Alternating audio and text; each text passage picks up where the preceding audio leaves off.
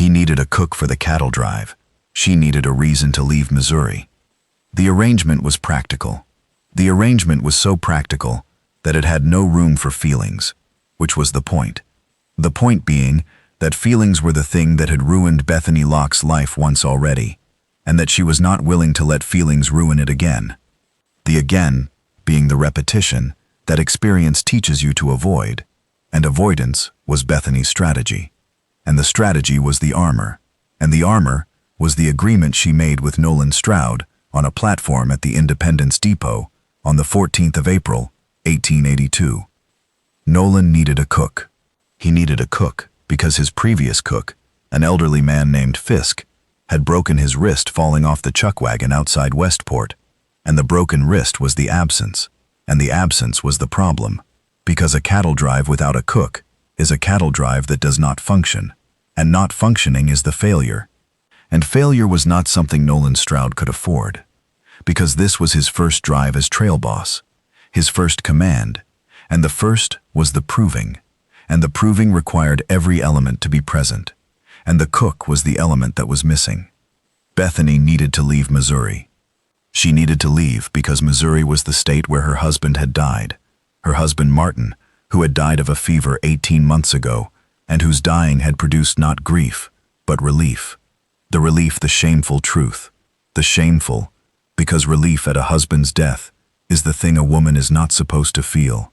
The not supposed, the expectation, and the expectation was the cage, and the cage was the marriage. And the marriage had been the mistake of marrying a man who was charming when sober and mean when drunk, and who was drunk more often than he was sober, and the more often was the pattern, and the pattern was the prison, and the prison had ended with a fever, and the fever was the liberation, and the liberation was the guilt, and the guilt was the reason Bethany needed to leave Missouri, because Missouri was where the guilt lived. She had spent the 18 months since Martin's death dismantling the life he had built around her.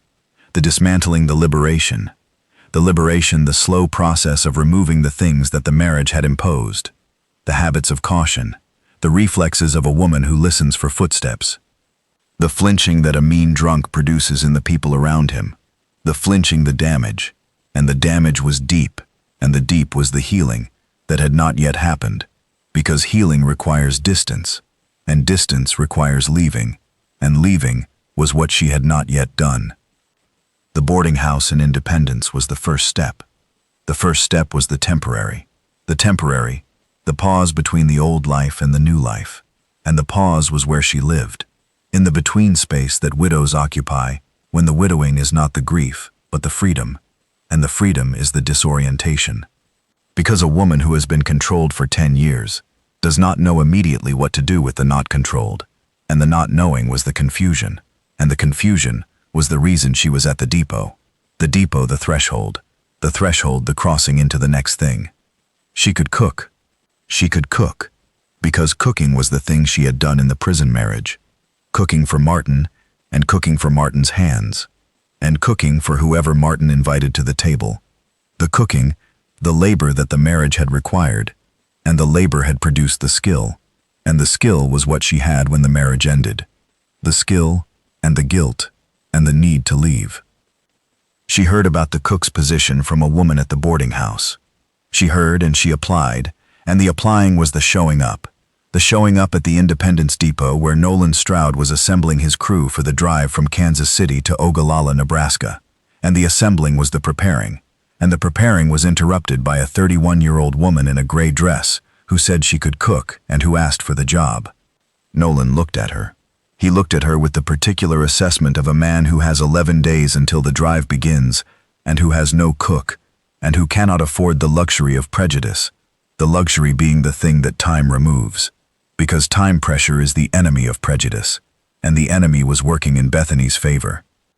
Can you cook for 14 men 3 times a day on a moving drive for 6 weeks? I can cook for 14 men. I have cooked for more. I have cooked on a farm with a wood stove that did not draw properly, and with provisions that were whatever the garden produced, and whatever the chickens laid, and whatever Martin brought home, which was sometimes nothing, and cooking with sometimes nothing is the qualification, because sometimes nothing is harder than adequate provisions, And adequate provisions is what I assume you provide on a drive. I provide adequate provisions. Beef, beans, flour, coffee, sugar, dried fruit. Can you make biscuits?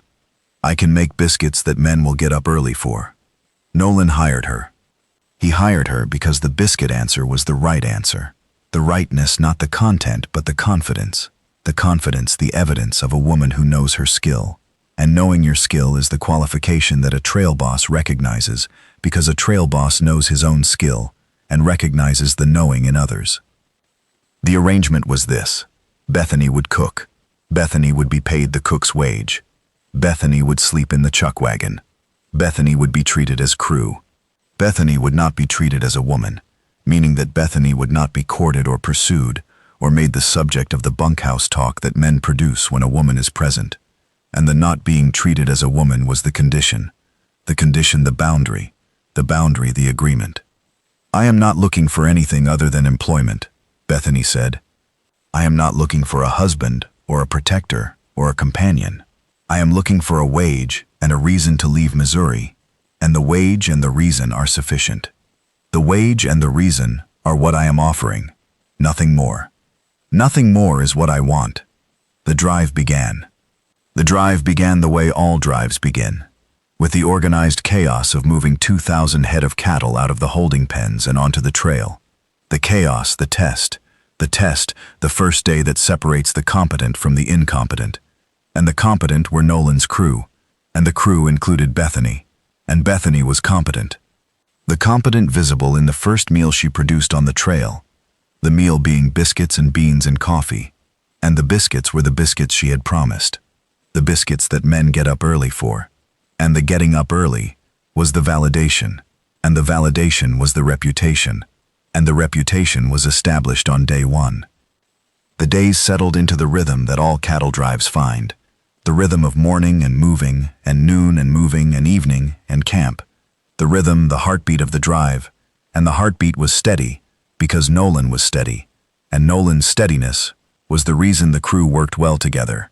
The cohesion that good leadership produces. The crew accepted Bethany. They accepted her because the biscuits were the diplomacy, the food that says, I belong here because I feed you, and feeding is the contribution, and the contribution was undeniable. A young hand named Pritchard had made a remark on the second day, a remark about women on drives, and Nolan had ended the remark with a look, the authority, the silence, and the silence had settled the matter, and the matter was settled permanently. Bethany noticed the look. She noticed it and she filed it in the place where she filed observations about Nolan, the place that was growing, the accumulation of evidence, that Nolan Stroud was the opposite of Martin Locke in every particular that mattered, the every particular being the patience, and the steadiness, and the look that protected without possessing, and the without possessing was the difference, the revelation. Nolan watched her work. He watched because watching is what a trail boss does. A trail boss watches everything, the responsibility, the weight that sits on the shoulders of a man who is responsible for 2,000 cattle and 14 people and 6 weeks of trail, and the weight was the authority, and the authority was the watching, and the watching included Bethany. He watched her manage the chuck wagon with the efficiency of a woman who has learned to make order out of chaos. The order, the skill, the survival mechanism that a difficult marriage produces. The mechanism, the adaptation that says, I will make this work, because making this work is the only option. And the only option was the engine, and the engine drove Bethany through every meal and every mile. He began to see her. The seeing was different from the watching. The watching was the supervision, the professional attention of a trail boss monitoring crew. The seeing was the personal attention of a man who notices that the woman at the chuck wagon laughs when she burns a biscuit, and the laughing is the surprise that a woman who has been through what Bethany has been through can still laugh, and the still laughing is the resilience, and resilience is the quality that Nolan admired most in people. 2 weeks in, a storm hit. The storm hit at night, the hitting the violence that prairie storms bring. wind and rain, and the particular darkness that makes the world disappear.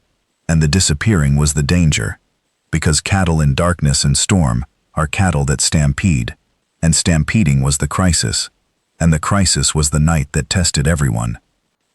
Bethany did not panic. Bethany secured the chuck wagon, and she built a windbreak from canvas, and she kept the coffee hot, the keeping hot, the service that seems small, but that is enormous, at 2 a.m. in a storm, when men come in from the herd, soaked and shaking, and needing something warm. And warm was what Bethany provided. And the providing was the care that the arrangement had not included, but that Bethany gave anyway. Because giving anyway is the generosity that exceeds the contract, and exceeding the contract is the character. Nolan came in from the herd at 3 a.m. He came in soaked and exhausted, and he sat at the chuck wagon, and Bethany handed him coffee, and the handing was the moment when the arrangement became something else. The something else, the thing that happens when two people share a crisis, and the crisis reveals the character. And the character revealed was Bethany's steadiness and Nolan's courage, and the combination of steadiness and courage that is the foundation. And the foundation was being laid in a storm at 3 a.m. over a cup of coffee. "You did not panic," Nolan said. "Panicking is the luxury I cannot afford. I have spent 10 years in situations that required not panicking, and the not panicking is the skill, and the skill is the thing that keeps the coffee hot." Nolan looked at Bethany. He looked at her in the lamplight of the chuck wagon, the lamplight, the warmth, the contrast to the storm outside. And the contrast was the metaphor for what Bethany was in the middle of the drive, which was the warmth in the storm, the center that holds when everything else is moving.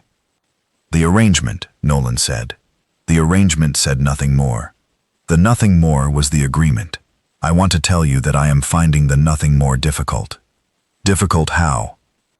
Difficult in the way that a man finds it difficult to be near a woman he admires, and to maintain the professional distance that the arrangement requires. The distance, the discipline, and the discipline is what I am exercising, and the exercising is the respect, and the respect is the thing I want you to know, that the difficulty is not the pursuing but the not pursuing, and the not pursuing is the honoring of your condition, and the honoring is what I will continue to do. Bethany poured more coffee. She poured it into Nolan's cup, and the pouring was the care, and the care was the answer. The answer not yet in words but in the pouring that says, "I hear you," and the hearing is the beginning. And the beginning is not the nothing more, the beginning is the something more. And the something more is the thing I did not come looking for, but that found me anyway. The way the storm found the herd, and the finding was the changing, and the changing was the arrangement dissolving into the thing the arrangement was becoming. The drive continued after the storm. The continuing was the resilience that drives require, the getting up after the crisis that is the character test, and the character was passed by everyone, and the passing was the bonding, and the bonding was the thing that turned 14 strangers into a crew, and the crew included Bethany, and Bethany's inclusion was no longer the exception, but the fact. Nolan found reasons to be near the chuck wagon. He found reasons the way a man finds reasons when the finding is the wanting, checking supplies, reviewing the next day's route, asking about provisions. The reasons were transparent, and Bethany saw through them the way a person sees through clean water, the seeing, the clarity, the knowledge that this man was circling her, the way a good horse circles a herd, not aggressively, but attentively. The attentively, the care, and the care was the thing that was melting the armor she had built in Missouri. She began to tell him things. She told him about Martin, about the drinking, about the mean, and the telling was the trust, and the trust was the gift more valuable than the biscuits, because the gift was the vulnerability, and vulnerability given to a trustworthy person is the foundation, and the foundation was being built mile by mile, meal by meal. "When we reach Ogallala," Bethany said, "the arrangement ends. The cook's contract ends at Ogallala, and when the arrangement ends, the condition ends with it, and when the condition ends, the nothing more is no longer the agreement. And what is the agreement then? The agreement then is the something more. The something more that I did not want and that I did not look for, and that arrived anyway, the way a good biscuit arrives, not because you planned it perfectly, but because your hands know what to do, and the knowing is the trust, and the trust is the thing I have not felt since before Missouri, and before Missouri was a long time ago, and a long time ago is ending. Nolan set down the coffee cup. He set it down in the chuck wagon in the storm on the prairie between Kansas City and Ogallala, between the journey, the distance, and the distance was being closed, 1 mile at a time, 1 meal at a time, 1 cup of coffee at a time, and Ogallala was 4 weeks away, and 4 weeks was the distance between the arrangement and the life. And the life was waiting at the end of the trail, the road that two people walk when the walking is the choosing, and the choosing is the courage, and the courage is the thing that a woman who survived Missouri and a man on his first command had both earned, and the earning was the deserving, and the deserving was each other, and each other was the destination that no map shows but that every heart knows.